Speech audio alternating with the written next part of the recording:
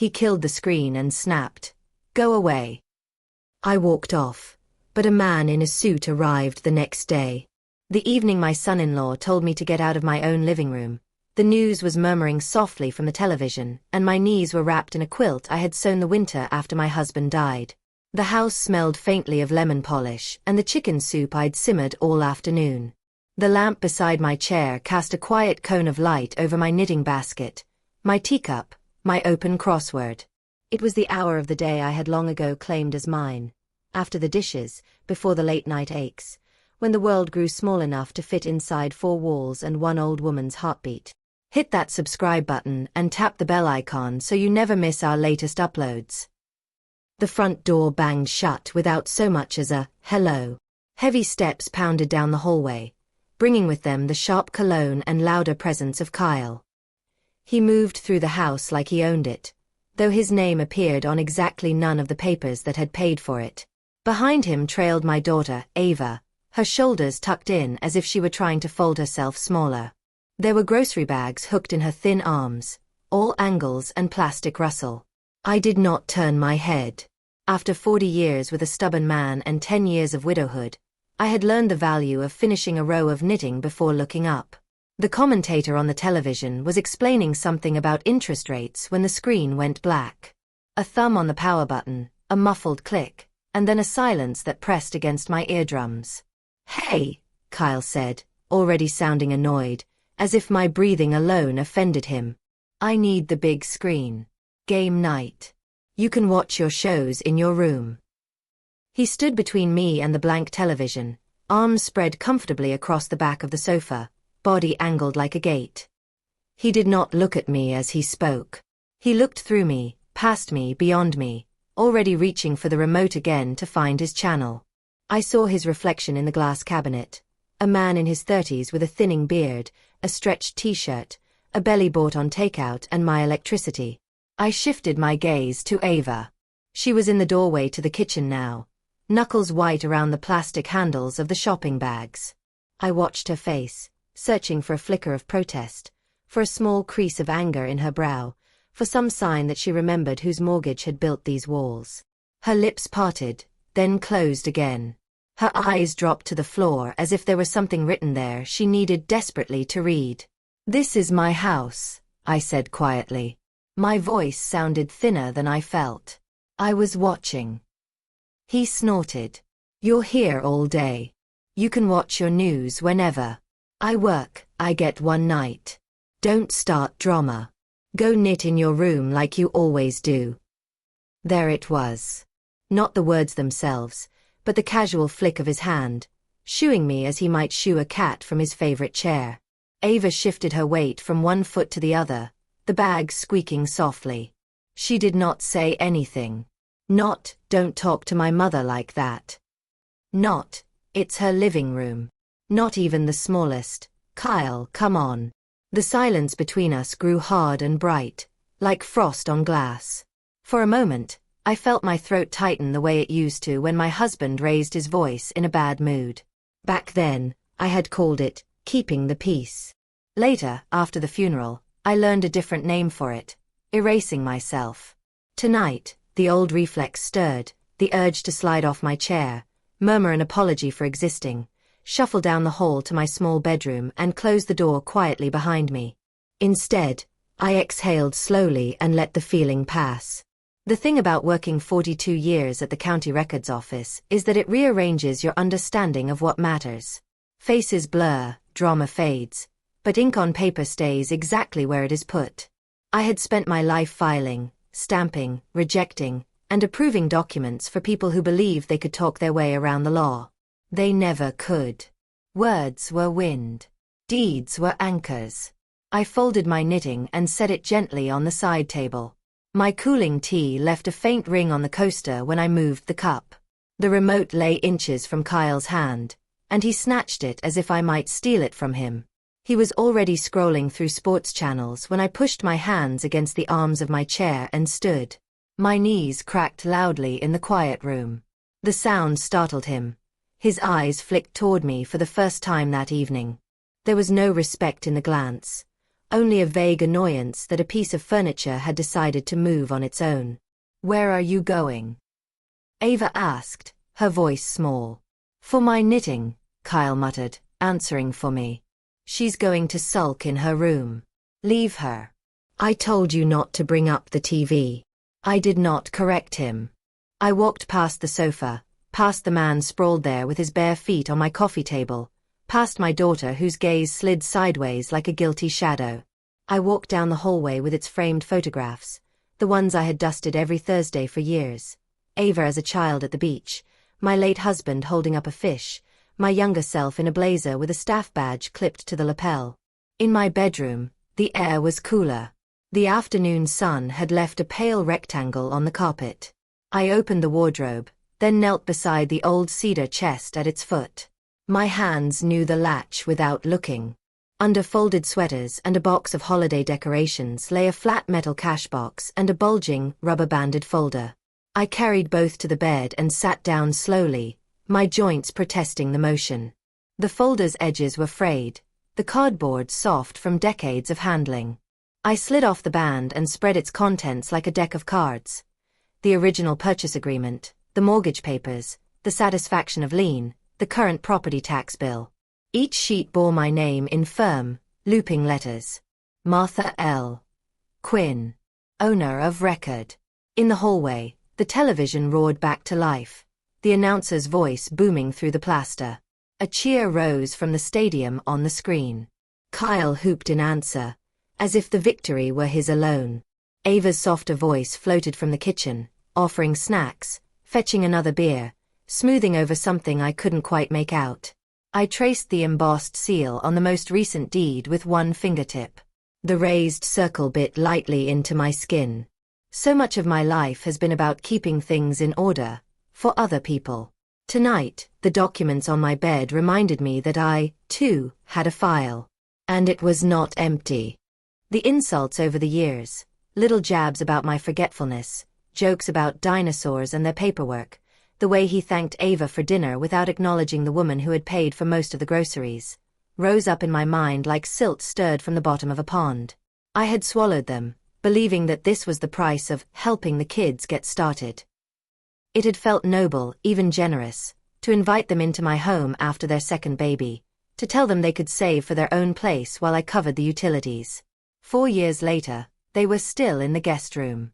The savings had never materialized. My electricity bill had doubled. The guest room had long since been declared their wing. My living room had quietly become his man cave. Somewhere in the process, my existence had turned into an obstacle to be managed. A car commercial blared from the television.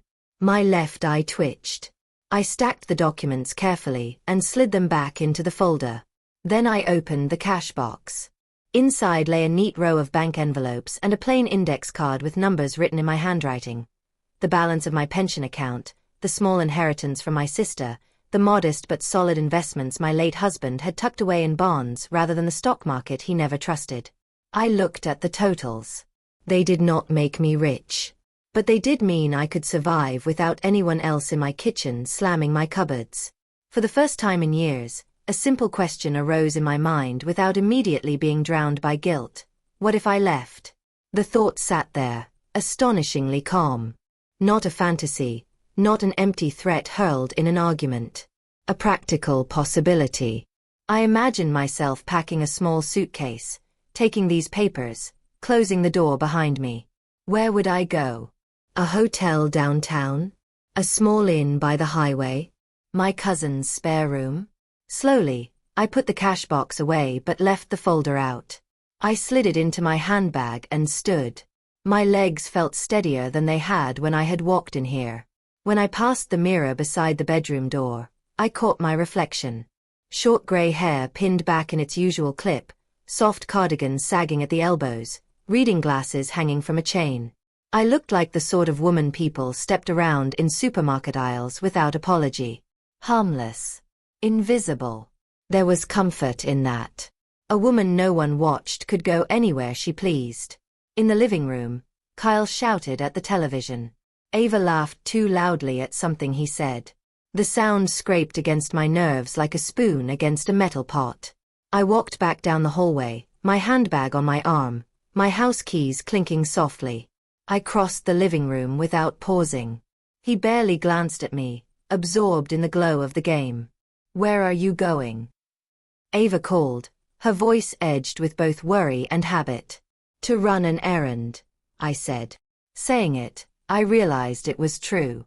The errand just happened to be my own life. I stepped into the cool evening air, closed the front door gently, and locked it. The tumblers slid into place with a clean, final click.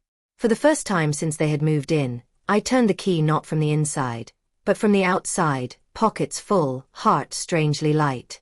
Down the street, the headlights of a taxi cut through the dusk. I raised my hand. The taxi driver was listening to an old song on the radio, the kind with trumpets and scratchy violins that made me think of dances I had never gone to. His rearview mirror showed a pair of tired eyes above a disposable coffee cup wedged into the console. When I gave him the name of a small hotel near the river, one I had passed 1,000 times on the bus but never entered, he only nodded and pulled away from the curb. The houses slid past, a row of porches and cracked driveways, mailboxes with peeling numbers, and windows glowing blue from televisions. Behind one of them, my living room was now loud with game commentary, and the sound of a man who believed the roof above his head belonged to him because he raised his voice inside it. I rested my handbag on my lap and slipped out the deed folder. The documents glowed faintly in the light from the passing street lamps. My name looked different to me tonight, less like a line on a form, more like a boundary line drawn on a map. My fingers trembled slightly as I reached for my phone. It was an old model, with a green case my granddaughter had once decorated with stickers. I scrolled through the contacts until I found a name I had not called in years. Julian Harrow. Julian had been the only lawyer I filed documents for whose handwriting I liked. His clients' files had always been in order. No crossouts, no missing signatures, no desperate phone calls begging for exceptions. Property law mostly. Disputes over fences, easements, inheritance. I remembered his calm voice at the counter, his way of thanking me by name when I stamped something approved. I pressed the call before I could talk myself out of it. He answered on the third ring, his voice just as measured as I remembered. "Harrow and Lane, this is Julian." "Mr. Harrow, it's Martha Quinn," I said, hearing the quiver in my own words. "From County Records. Retired now." A brief pause. "Martha," he said, and unexpectedly, warmth entered his tone. "Of course. It's been a while. What can I do for you?" The taxi turned onto the main road, the river's dark ribbon gleaming at the edge of my vision. "I need advice on a residential matter," I said. "It's personal, not for the office. It concerns my house. And 2 adults currently living in it as if it were theirs." A faint rustle suggested he was already reaching for a notepad. "All right," he said. "Are we talking about tenants? Family?" "Both. Family who never signed a lease," I replied. "My daughter and son-in-law. They've been in my home for 4 years. I pay the utilities, the taxes, the repairs. They pay nothing. Today he informed me the living room is his now and told me to go to my room. My daughter said nothing. I left and I do not intend to go back until the situation has changed." The driver's eyes flicked up in the mirror, then away. The world considered such details gossip. The law considered them facts. "That must have been very painful," Julian said. There was no pity in his voice, only acknowledgement. "You're safe now." "I'm in a taxi headed to a hotel," I answered. "I have the deed with me. The house is in my name alone. My husband left it to me outright." "Good," he murmured. "Do they pay you any rent informally?" "No," I said. "It was supposed to be temporary. Just until we get on our feet," they said. I bought extra cabinets for their things. I added their names to my streaming accounts. I never thought to ask for a contract. I thought family." He sighed very softly, a sound more of recognition than judgment. "And now you'd like them to move out?" "Now," I said, surprising myself with how firm the word came out. I'd like my house back. The city sounds grew louder outside the taxi. Horns, distant music, the buzz of neon signs. We can certainly do that, Julian replied. From what you've said, they're licensees, not tenants. They're living there with your permission, without rent. You're entitled to revoke that permission. We'll need to serve them with a notice to vacate. 30 days is reasonable and usually required. After that, if they refuse, we can go to court. Court, I repeated, tasting the word. It did not frighten me. The court was just another building where paper ruled over volume. And if they threaten or harass me, we can include a demand that all communication go through my office, he said. If they shout, you don't shout back. You hang up. You document it. If they get aggressive, you call the police. You will not be alone in this, Martha. The taxi slowed at a red light. A couple crossed the street in front of us, laughing, their faces lit by their phones. I watched them and tried to remember when I had last been that carefree. Possibly never. I had gone from my father's rules to my husband's, and then, quietly, to the unspoken rules of my grown child's marriage. I'm tired of being furniture, I said, surprising myself again. I would like to be a person in my own file. Julian chuckled softly, the sound quickly becoming respectful. Then let's start a new file, he replied. Can you come by my office in the morning? 11 o'clock. Bring the deed, any proof of your sole ownership, and any messages you've saved from them about the arrangement. I can, I said.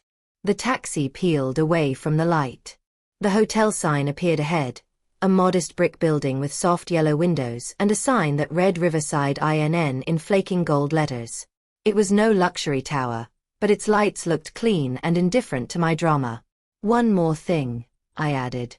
I'd like the notice to mention that, in addition to vacating, I reserve the right to seek compensation for past use. Not necessarily to collect it. Just so they understand the value of what they have been taking. Julian's pen scratched across paper. We can absolutely include that, he said. I'll draft the notice so it's firm but not aggressive. You're not out for blood. You're out for boundaries. Am I right? Yes, I said. Exactly. He gave me the office address and his direct extension. We agreed on the time. When I hung up, my hand no longer trembled. The taxi pulled into the small circular driveway. The driver glanced back. That's you. Yes, I said. I paid him and stepped out, my handbag heavier now with both documents and decisions. The lobby smelled faintly of coffee and something floral. A television mounted behind the check-in desk showed a cooking show with the sound off. The young woman at the counter greeted me with the neutral politeness of someone who had seen all kinds of guests and knew that every story was both ordinary and important. One night, she asked. Let's start with 3, I said. Under Quinn. She clicked at her keyboard and handed me a keycard. Breakfast is from 6 to 9. There's tea and coffee in the lounge all day. In my room, the bed was neatly made, the linens crisp. A small armchair sat by the window, facing the river. I placed my handbag on the desk, took out the deed folder, and set it beside the lamp. Then I sat on the bed, removed my shoes, and listened. No shouting. No game commentary. No footsteps pacing above my head. Only the muffled hum of the building and the distant rush of water. The silence felt almost loud. Without fully meaning to, I began to laugh. It came out in short, incredulous bursts. Not hysteria, not joy, just the fizzing realization that I had acted, really acted, for myself. No permission, no apology, no maybe later. When the laughter faded, I lay back and stared at the ceiling. The plaster was smooth and unremarkable. My heart, on the other hand, beat like a drum in my chest. My phone buzzed on the desk. I did not need to see the screen to know who it was. Ava first, no doubt, then Kyle. A parade of missed calls, messages, question marks, explanations. For the moment, I let it buzz. It would not burst into flames if I did not answer immediately. Eventually, I rose, checked in with the front desk about a wake-up call, and drew the curtains back just enough to see the river glinting in the streetlights. Then I came back to the desk, unlocked my phone, and looked. 7 missed calls. 5 from Ava, 2 from Kyle. A string of messages. Mom, where are you? Why did you leave like that? He wasn't serious. You know how he is. Call me now, we need to talk. This is childish, Martha. Answer your phone. We're worried. Hello. The word worried sat on the screen like a stone. For years, I had let that word guide me. Worried about hurt feelings. Worried about keeping the peace for the grandchildren.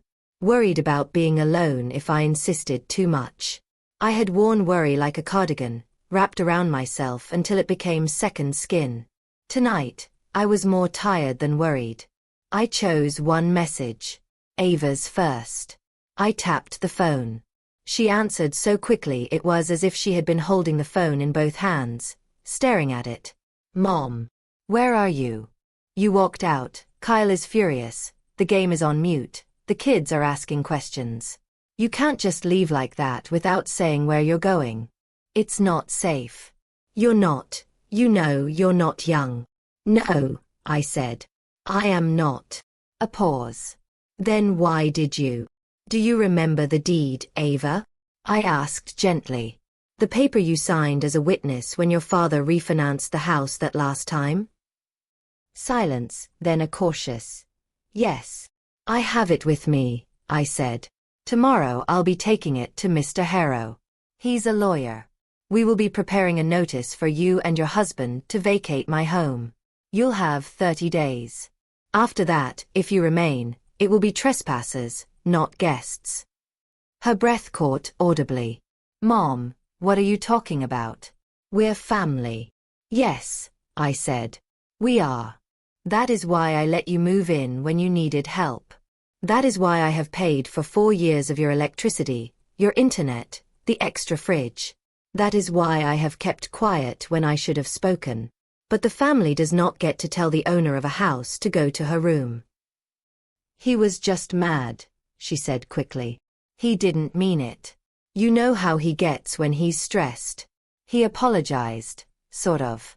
You leaving made it worse. Come home and we'll talk. I have talked, I replied. For years, I have talked softly around him, so the children wouldn't see us argue. Now I'm done talking. Now I'm doing it. You can tell him that. Mom, please, she whispered. We can't afford to move out in 30 days. We were counting on staying at least until the end of the year. You can't just spring this on us. I could have given you no notice, I said. But I'm giving you 30 days. That's more courtesy than I received when he turned off my television in mid-sentence. On the other end of the line, Kyle's voice cut in, raised and harsh. Is that her? Give me the phone. Martha, what is this nonsense about lawyers? You think you can just evict us? We've lived here for years. That's not how it works. We have rights. You have my patience, I said quietly. Had. It expired this evening. You may discuss the law with my attorney, Mr. Harrow. Good night, Kyle. He began to shout something else, but I pulled the phone from my ear and ended the call. The red icon on the screen glowed peacefully. I turned the device face down on the desk and sat very still. In the silence that followed, I waited for regret to arrive. It did not. Instead, something else unfurled inside me, slow and steady, like a flag raised on a clear day. Claiming. Morning at the hotel began with the rattle of a housekeeping cart and the smell of weak coffee drifting up from the lobby. I woke before the wake-up call, years of early shifts at the records office having carved a permanent groove into my body's clock. For a moment, I lay staring at the unfamiliar ceiling, disoriented. Then I saw the deed folder on the desk, and everything clicked back into place. The shower was a little too strong, the mirror a little too high, but I managed. I dressed in the best clothes I had packed on short notice. Dark slacks, a pale blue blouse, the cardigan I'd worn to my granddaughter's recital. I pinned my hair more carefully than usual and added a touch of lipstick, an old habit for days when I had important files to handle.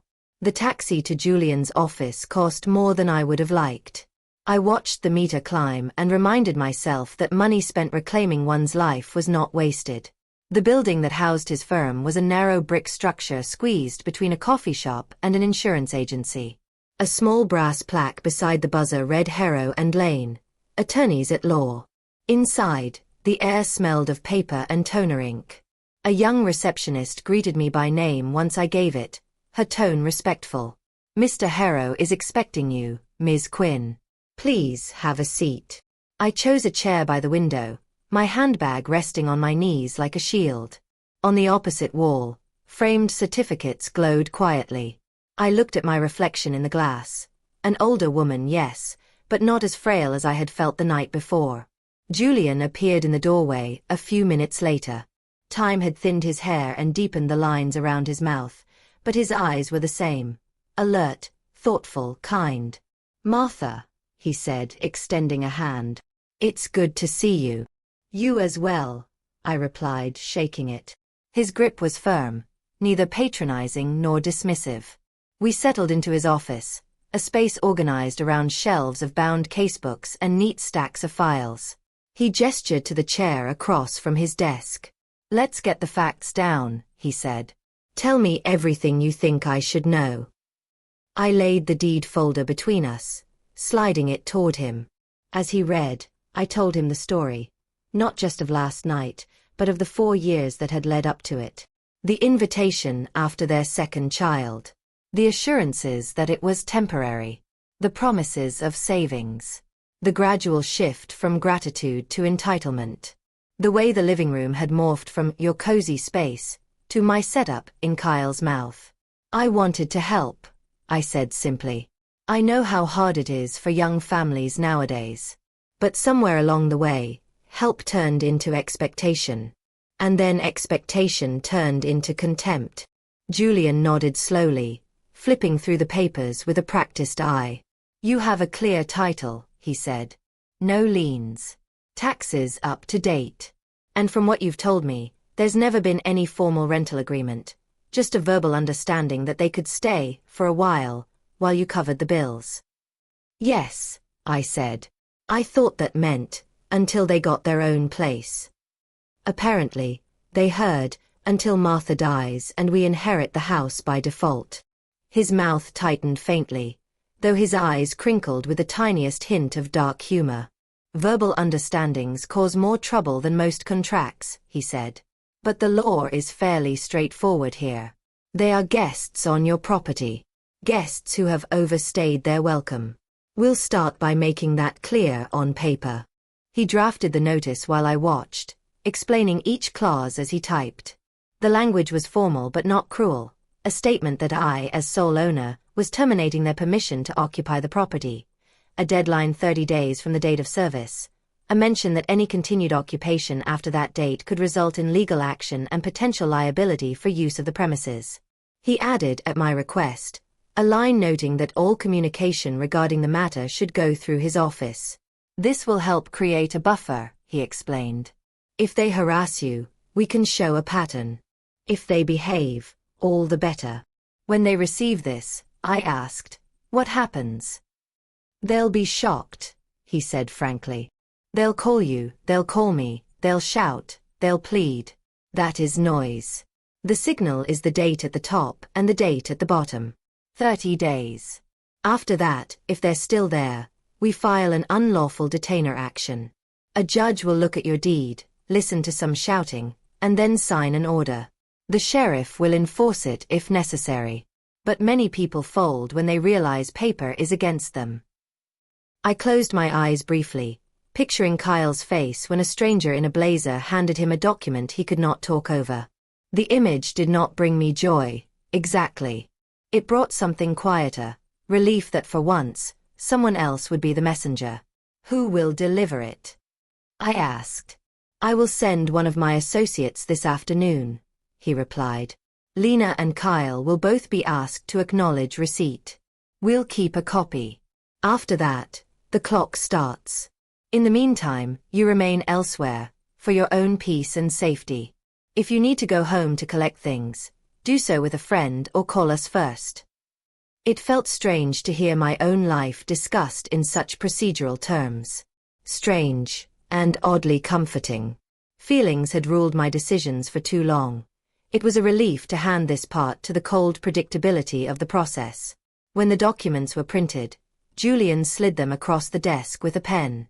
My name appeared again, this time below a line labeled Owner. Sign here, he said. My hand did not shake as I wrote. Each letter I inscribed into the paper felt like a stake hammered into the ground. Afterward, I lingered in the reception area, more from an unwillingness to return to the hotel than from any need to stay. I sipped lukewarm coffee from a styrofoam cup and watched the office clock's hands inch forward. At 2:30, my phone buzzed. The screen lit up with Ava's name. I felt the old reflex pull at me again, the urge to answer immediately, to soothe, to smooth. I set the phone on the chair arm and let it ring 3 times before picking up. Her voice burst out, frayed at the edges. Mom, there's a man here. Some junior lawyer or something. He brought a notice. Kyle is yelling, the kids are crying, the neighbors are looking. What have you done? What is this? That is the sound of consequences arriving on time, I said quietly. His name is Mr. Lane, I believe. He is there to serve you with a formal document. Take it. Read it. Follow it. Kyle shouting at him will not change its contents. You gave us 30 days, she said, as if accusing me of a crime. 30 days, Mom. We can't. You had 4 years, I reminded her gently. 4 years of free rent, free utilities, food mostly paid for by me. 4 years during which I was told which channel I could watch in my own home. The 30 days are not the problem, Ava. They are the solution. On the other end, Kyle's voice swelled, a muffled roar. Give me that. Martha, you can't do this. You're not well. This is insane. We'll challenge it. I talked to a guy at work who said. You may talk to anyone you like, I interrupted. But the only person whose opinion matters on this document is a judge, should it come to that. Until then, all further communication about this goes through Mr. Harrow's office. Goodbye, Kyle. I ended the call before he finished his sentence. My thumb hovered over the screen, and then, with a decisiveness that surprised me, I tapped the block function for his number. A small, neat message appeared. This caller will no longer be able to contact you. Good, I murmured. One less doorway for noise. The next hours were a blur of small decisions that felt like the turning of valves. I called the utility companies and explained that I was temporarily suspending services at my residence. Not permanently, just enough to remind certain occupants that electricity and internet did not fall out of the sky like rain. I contacted the bank and arranged to cancel the additional card I had once agreed to let Ava use for groceries. A kindness that had been used, more often than not, for takeout and online shopping. I set up alerts for any charges that might slip through before the cancellation took effect. Money, I had learned from a lifetime in other people's files, told the truth no matter what the mouths around it claimed. By the time I returned to the hotel that evening, a sort of quiet had descended over me. Not numbness, and not triumph. Something middle and solid, like the feeling after rearranging a heavy piece of furniture. Tired, sore, but deeply satisfied that the room now matched its purpose. My phone flashed on the nightstand, a series of messages from Ava, each more frantic than the last. Screenshots of declined card notifications. Complaints that the internet had cut out in the middle of a call. A final, short line. We need to talk. I typed a simple reply. You, Kyle, and I will talk in Mr. Harrow's office, 2 days from now at 10 in the morning. Until then, there is nothing to discuss. I sent it and turned the phone off entirely. The room grew still. Outside the window, the river moved at its own pace, unconcerned with human tempers. I made myself a cup of tea using the kettle on the dresser, sat in the armchair, and watched the current until my breathing matched it. For most of my life, My version of strength had been endurance. Staying, bearing, smoothing, giving. Tonight, strength looked different. It looked like a key turned from the outside, a blocked number, and a signed notice in a lawyer's briefcase. It was a new shape. It fit my hand well. The morning of the meeting arrived clear and sharp, like a sheet of paper laid out on a desk. I dressed deliberately. Navy trousers, a white blouse, and a blazer I had not worn since my retirement party. Its shoulders squared my posture. Its pockets held my tissues, my glasses, and a small notebook where I had written, in calm block letters, what I would and would not accept. In the mirror, I hardly recognized myself. The same wrinkles, the same gray hair, but the eyes were different. There was no plea in them, no accustomed flinch. Only a kind of steady readiness. At Harrow and Lane, the receptionist led me to a conference room instead of Julian's office. The space was larger, with a long table and a window that looked out onto the street. A car alarm chirped somewhere below, then fell silent. Julian joined me a few minutes later, accompanied by a younger man in a dark suit, the associate who had delivered the notice. He greeted me politely, then set a slim folder on the table. They both accepted service, he said. Signed here and here. There was some raised voice, but nothing directed at me. The neighbors were definitely watching. Neighbors always watch, I said. Pity they never witness the quieter parts. We went over the meeting plan. Julian suggested we keep it brief and let him handle most of the talking. You don't need to argue, he reminded me. You simply need to be clear that your decision is made. I nodded. If I start to waver, I said, remind me of the deed. He smiled slightly. I will. When the door opened again, the room's temperature dropped a degree. Kyle came in first, his jaw tight, his tie knotted crookedly, the hollows under his eyes darker than I had ever seen them. Ava followed, shoulders hunched, hands gripping the strap of her bag. She did not look at me.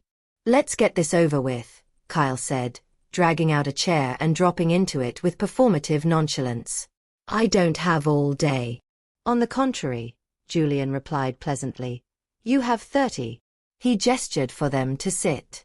We took our places. I sat at the head of the table, at Julian's insistence. He and his associate flanked me on either side. Kyle and Ava sat opposite, the divide as literal as it was symbolic. Julian opened the folder and slid a copy of the notice toward them. As you know, he began, Ms. Quinn has elected to terminate your permission to occupy her property. You have 30 days from the date of service to vacate. We're here today to answer any questions you might have about that process and to reiterate the terms. Kyle snatched up the paper. This is ridiculous, he said. We've lived there for years. We're practically tenants by now. Some guy at the bar said there's a thing. Squatters' rights, adverse possession, whatever. You can't just throw us out. We've contributed. We buy groceries. We watch the kids. Adverse possession, Julian said mildly, requires that you occupy a property without the owner's permission, continuously, openly, and hostilely for a certain number of years, paying taxes and maintaining the property as if you were the owner. You have done none of that. Quite the opposite, in fact. You have lived there with Ms. Quinn's permission, without paying rent, while she continued to pay taxes and bills. The law does not reward freeloading. Kyle's cheeks flushed. You can't talk to me like that. I'm family. No, I said quietly. You are my daughter's husband. That is not the same as family. Not anymore. Ava flinched as if I had slapped her. Mom. I loved you because you loved my daughter, I continued, my voice steady. I opened my door because you promised to treat my home with respect. When you told me to go to my room in my own house, you ended that arrangement. This notice, I tapped the paper, is merely the written form of the boundary you crossed. He laughed, but the sound was brittle. You're blowing this way out of proportion. People say things when they're mad. You know I didn't literally mean. You meant it enough to say it, I interrupted. You meant it enough that my daughter stayed silent. That was enough for me. Julian cleared his throat softly, drawing the focus back. The terms are simple, he said. You have until the 30-day mark to vacate. Ms. Quinn is willing, for the sake of her grandchildren, to forego back rent as long as you leave the property in good condition. If you refuse, we file in court. There will be a judgment. You may find it harder to rent in the future with an eviction on record. That would be regrettable, but not our choice. Ava finally lifted her eyes. There were dark rings beneath them. Where are we supposed to go? She whispered. We don't have another place lined up. We thought we had more time. You had as much time as you chose to take, I said gently. For 4 years, I heard about the condo you were saving for. I never saw a bank statement. I saw new gaming consoles, premium sports packages, and delivery drivers at the door. I did not see a down payment. Kyle sneered. You don't understand how modern finances work. We were investing. You can't just let cash sit in a savings account. We were growing it. Julian and his associate exchanged a glance. If you'd like to provide evidence of those investments, Julian said, we'd be happy to look at it. Kyle's bravado faltered. The market turned, he muttered. It's temporary. I had some positions open. It's complicated. Show us, I said. The challenge hung in the air. After a moment, Julian nodded to his associate, who slid a separate set of papers from the slim folder. My client asked us to do a preliminary check, Julian said. We subpoenaed some records related to the supplementary card Ms. Quinn so kindly allowed you to use. We also obtained a statement from the brokerage account you opened in your name. He fanned the papers out on the table. Rows of numbers in small print glinted under the fluorescent lights. Here, he said, tapping one line. We have 4 years of charges on the secondary card. Groceries. Yes. Also restaurants, electronics, concert tickets. The investments appear to be in high-risk options trading. Unsecured. Heavily leveraged. The balance is negative. There is no savings. There is, at present, debt. Ava's face went slack. She reached for the papers with trembling hands. Her eyes darted over the lines, taking in amounts, dates, names of companies she did not recognize. You told me we had a nest egg, she whispered to Kyle. You told me you were handling it. I was trying, he snapped. Until your mother pulled the rug out from under us. How was I supposed to keep things afloat with her meddling? If she hadn't cut the cards. The debt existed before I cut anything, I said calmly. You dug the hole, Kyle. I just stopped handing you my shovel. His mouth opened and closed. No words came out. Ava looked at me. Really looked, as if seeing me for the first time in years. There was shock in her gaze, and hurt, and a dawning painful clarity. So all this time, she said slowly, turning back to her husband, when you said we couldn't afford daycare, or a tiny apartment of our own, or to replace the car, it wasn't because money was tight. It was because you were gambling with it. He pushed back his chair, the legs scraping the floor. Everyone invests, he protested. You have to take risks to get ahead. I was doing it for us. Your mother just doesn't get it. She's stuck in the past with her little ledgers and... My little ledgers bought the roof over your head, I said. And now they're closing over your behavior. A silence settled. It lasted long enough for the faint ticking of the wall clock to become audible. Here is what will happen, Julian said, his tone shifting from explanatory to final. You will use the next 30 days to find alternative housing. A small apartment, a room, a relative's couch, whatever you choose. You will remove your belongings from Ms. Quinn's home. You will not damage the property. On the morning after the deadline, my associate will arrive with an inventory checklist.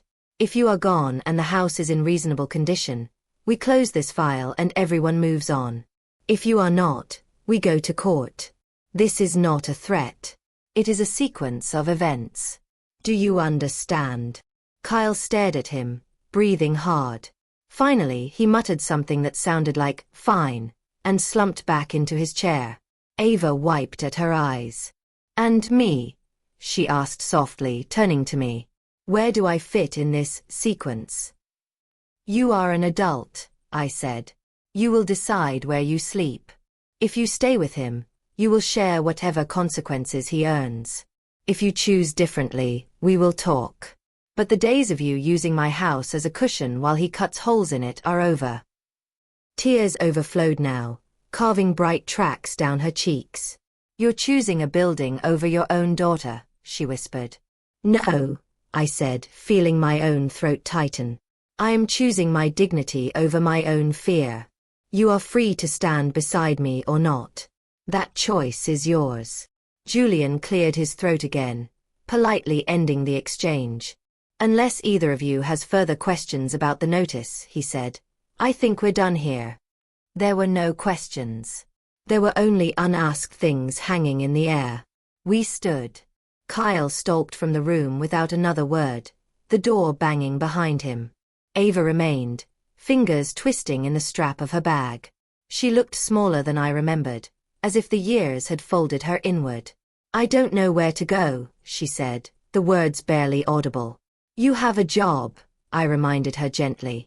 "You have hands, and a mind, and more resources than I did at your age. You'll manage." I did. She nodded slowly, as if the idea were both terrifying and strangely possible. Then she turned and left, her footsteps echoing down the hallway.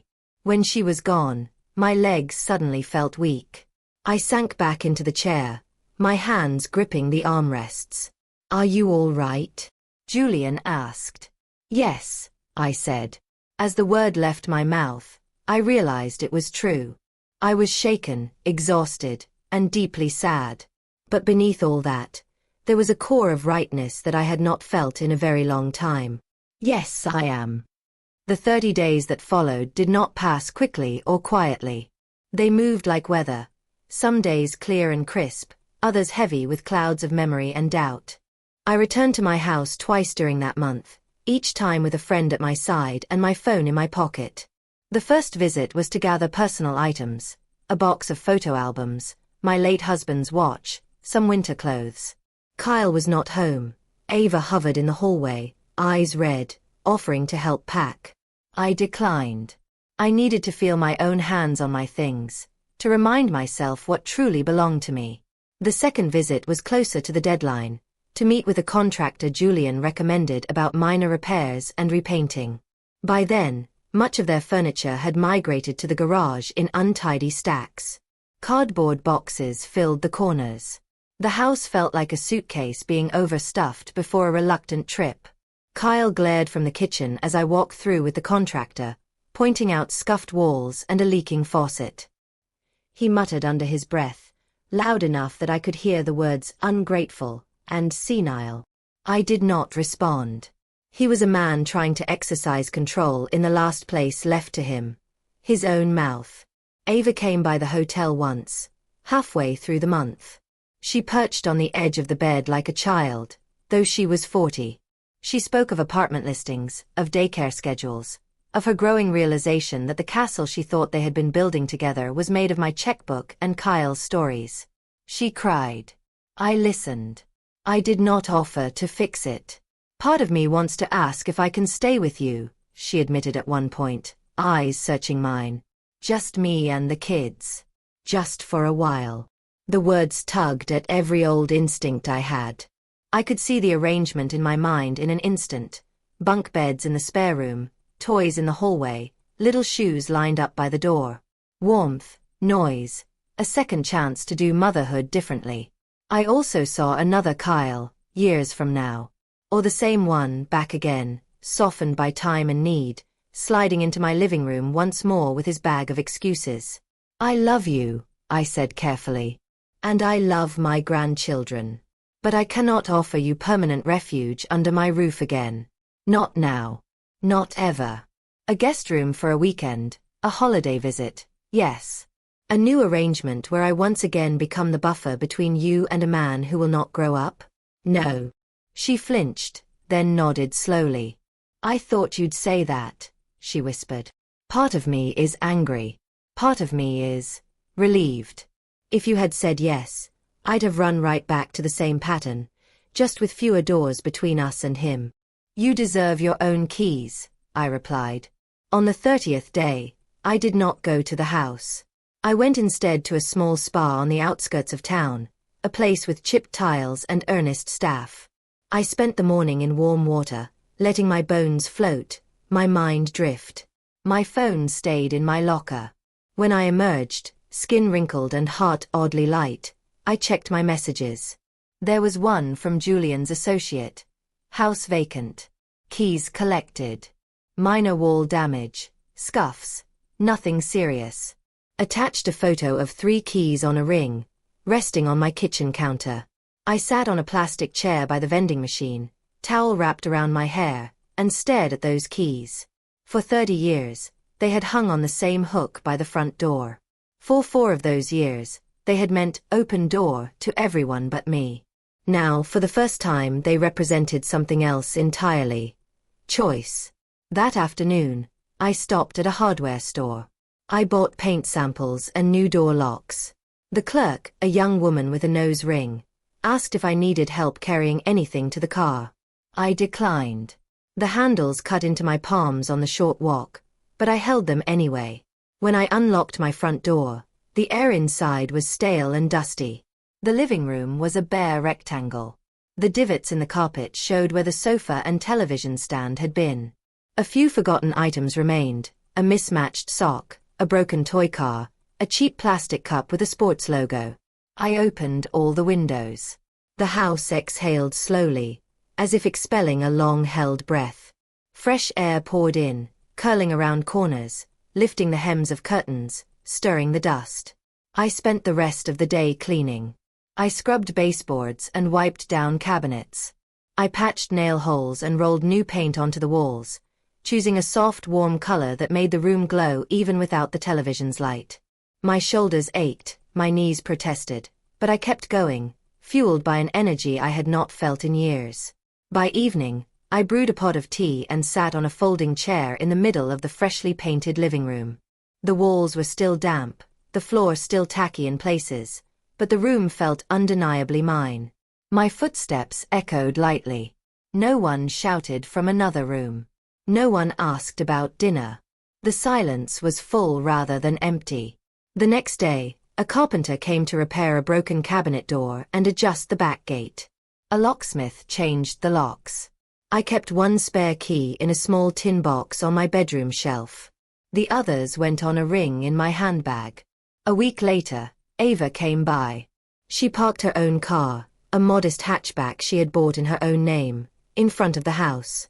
When I opened the door, she stood on the step with a nervous smile and a Tupperware container of cookies under her arm. "May I come in?" she asked. Her phrasing mattered. It was not, "I'm back." It was, "May I?" "Yes," I said. "As a guest." We walked around the house together. She commented on the new wall color, the rearranged furniture, the freshly planted herbs by the kitchen window.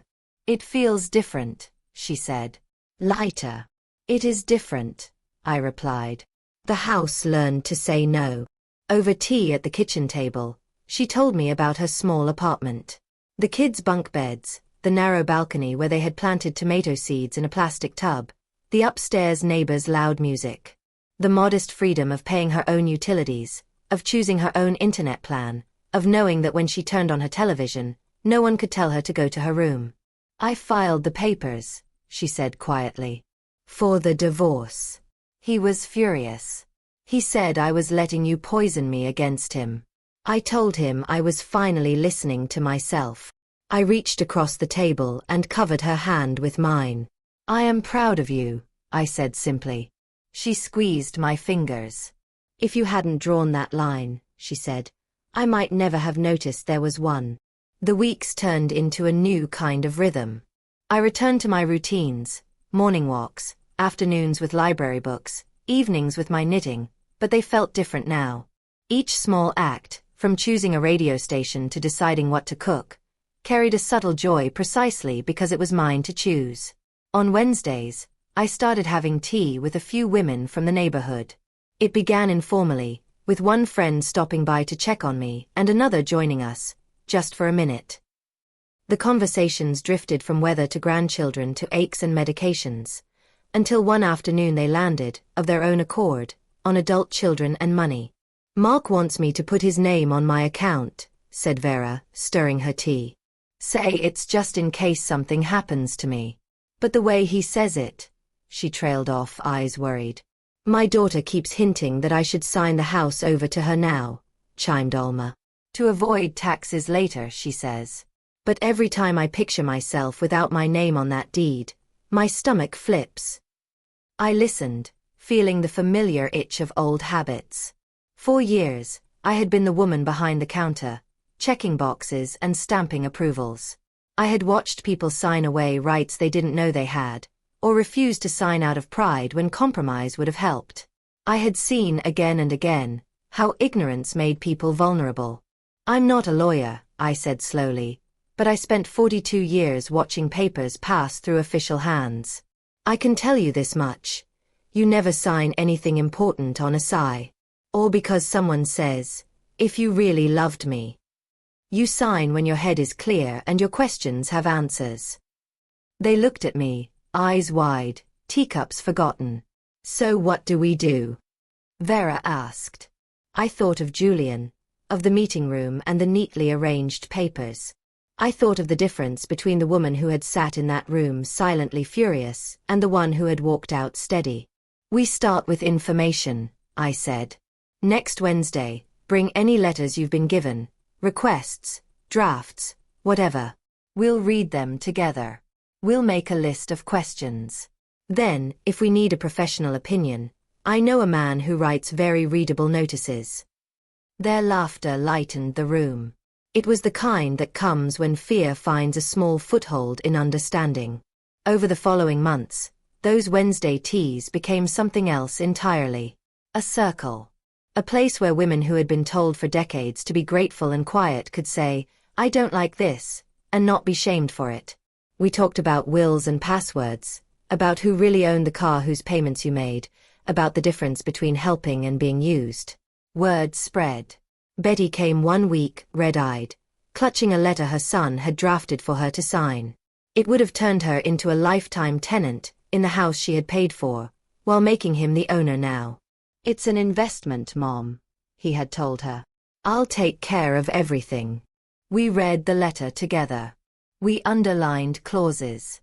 We wrote questions in the margins. "He's my boy," she said, tears dripping onto the table. "I don't want to hurt his feelings. But when I picture signing this, my hands won't do it." "Then don't," I said gently. "Tell him you'll think. Tell him you're getting advice. If he gets angry, remember that his anger is not your emergency." She sniffed. "You make it sound so simple." "It isn't," I admitted. "But the paper part is. We can handle the paper part together."